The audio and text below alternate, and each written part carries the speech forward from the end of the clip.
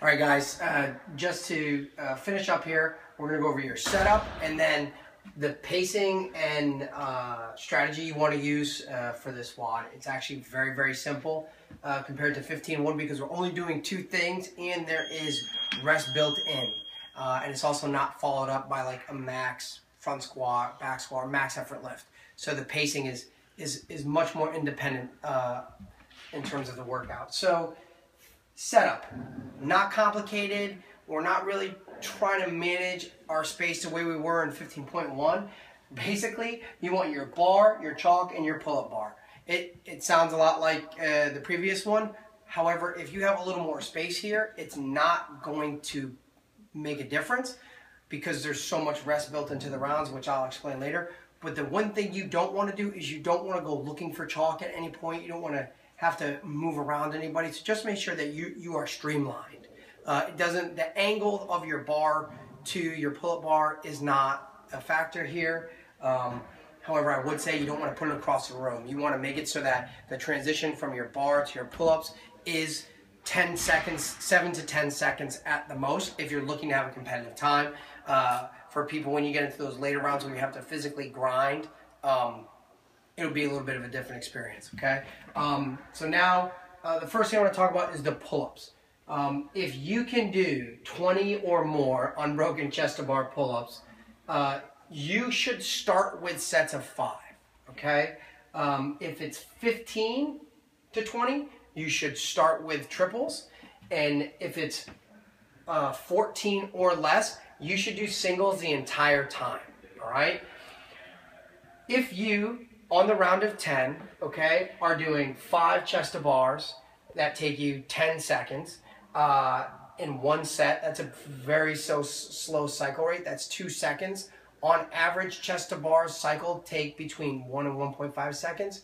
So you'll see we're being gratuitous in terms of how much time we're allotting there. And then you rest 10 seconds between, all right? And you do that 4 times for 5 pull-ups, 5 pull-ups, 5 squats, etc. twice through. That takes 2 minutes and 40 seconds, which leaves you 20 seconds of doing nothing, okay?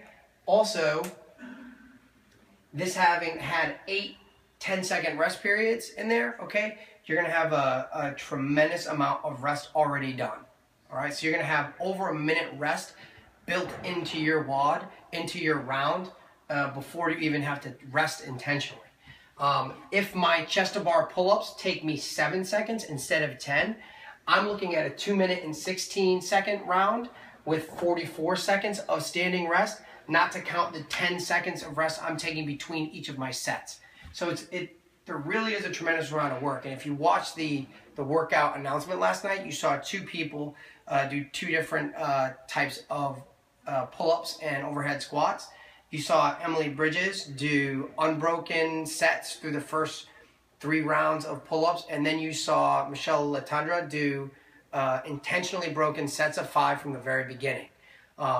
They both had world-class scores and will end up top 20 in the world, so both strategies work.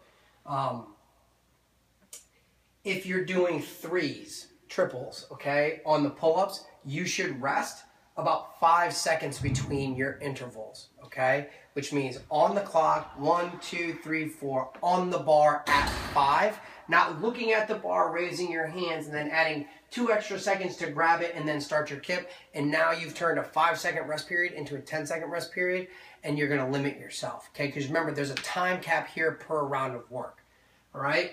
If you're doing singles, all right? Singles, you can just relatively go through without an assigned rest period on the clock. You can just, you actually should set it up so you can stand flat-footed on something under the bar, and every time you come straight down, you just plant your feet, go, and then go back up, never actually taking your hands off the bar.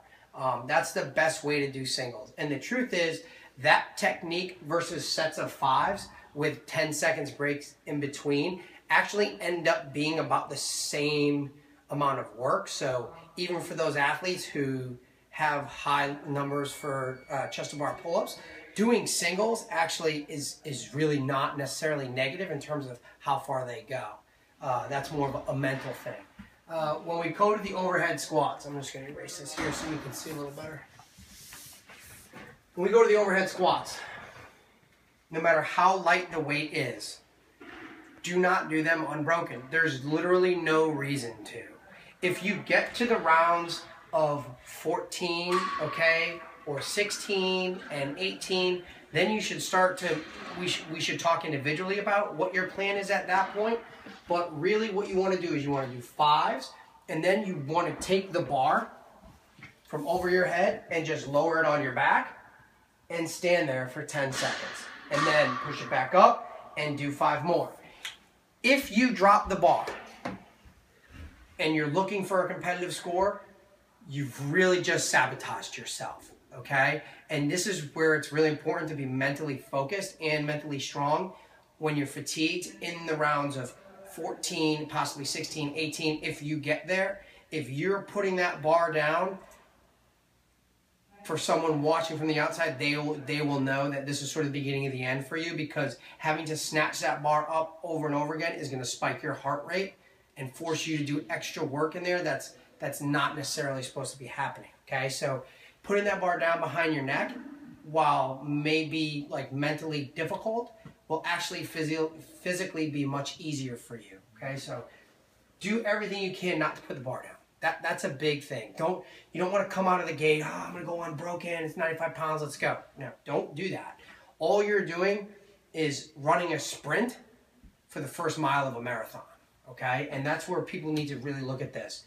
With these rest periods set up, it should be a very casual pace. It should feel more like a fast-paced jog than it should be. This isn't a sprint. This isn't a bell going off and the horses leave the gates. This is a nice sort of casual go. And each round, you're going to have to maybe work a little faster or just be more efficient. But if you follow the formula I showed you, you will have built-in rest, like minutes of rest in rounds, plus extra time between to sort of gather your thoughts and get prepared to stick to the pace. So that's pretty much it for 15.2. I hope you've been taking care of your hands. If you haven't, that's sort of that's it. You're gonna be in trouble on this one. I do recommend you wear gymnastics wraps, gloves, or tape your hands in a way that would be beneficial to your pull-ups, because the last thing you want to do is tear really bad. If you tear in the round of 12, and it's like a significant tear, I can tell you right now, you're going to have a lot of trouble trying to get out of the round of 14 or do any significant production in that round. So make sure you're doing some hand prep before you do this WOD the first time. All right? And if you know anything about the Open, if you've done it in previous years, this still probably is not the last pull-up bar-based movement we're going to do. So that's it. Let's make sure you eat well, get some good night's sleep, all right? And come in ready to go. That's it.